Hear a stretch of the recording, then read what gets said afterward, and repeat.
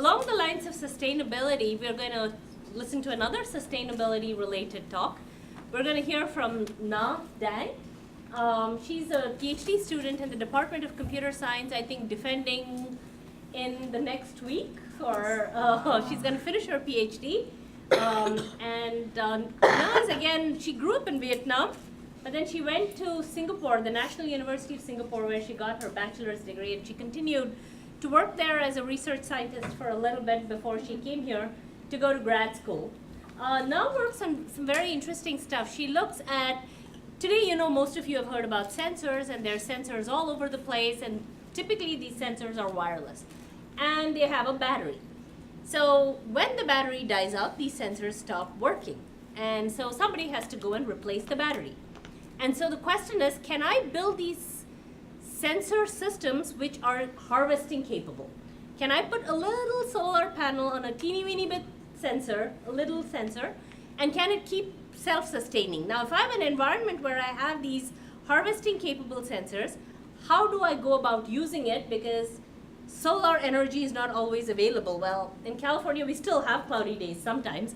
And, you know, we have tall buildings which always cast shadows. So she'll tell you a little bit about what kind of work she has done in these energy harvesting sensor systems. Yes, so I'm going to talk about my research. It's the energy management for solar power embedded system. Thank you, Professor Naili, for the short introductions.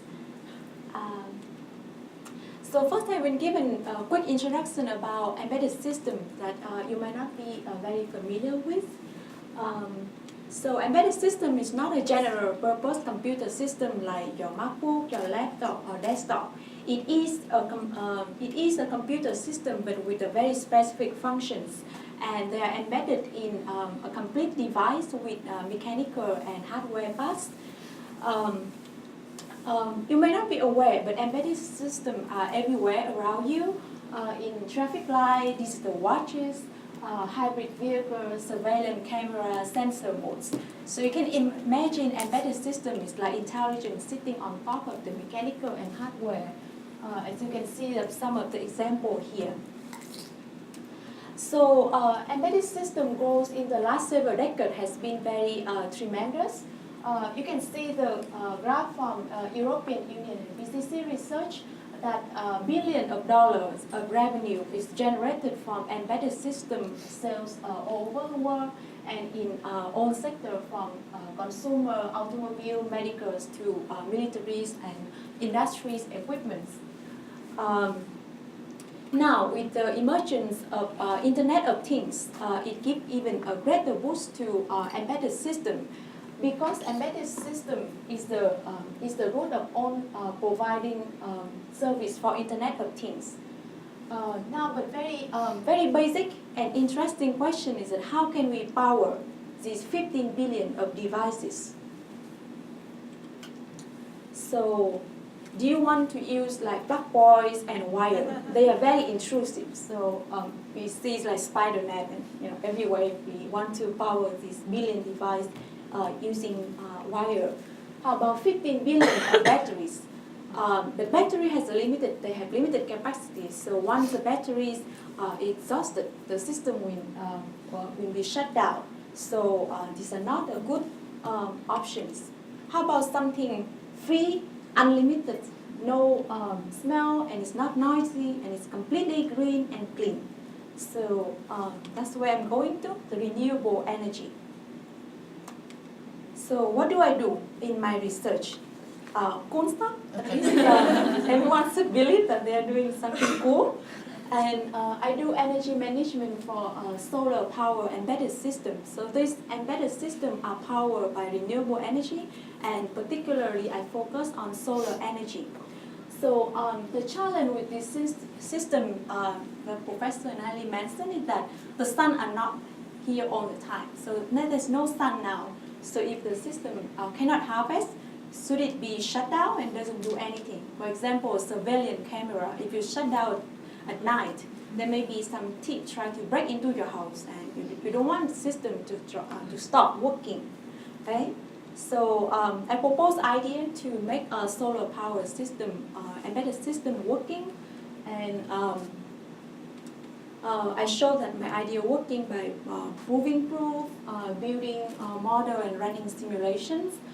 This is critical, it's quite technical, so I don't think I can cover all of the details in 5 minutes, but if you're interested to know more about technical aspects, come and talk to me. So a little bit about what brought me to UCI. So I did my undergraduate at National University of Singapore, and during my undergraduate, I see a lot of my senior doing research with professors, and they actually publish paper and going to conference, presenting papers, and they talking to other students what they do and how cool it is at the conference. You know, it's kind of make me like feel very exciting, and you want to do same cool stuff.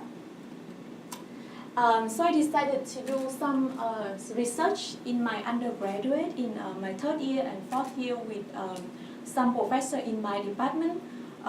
It will give me some good idea about research, but the result was not very good. But still, I'm interested to trying more. So after my graduation, I continue my research assistant with 2 professors.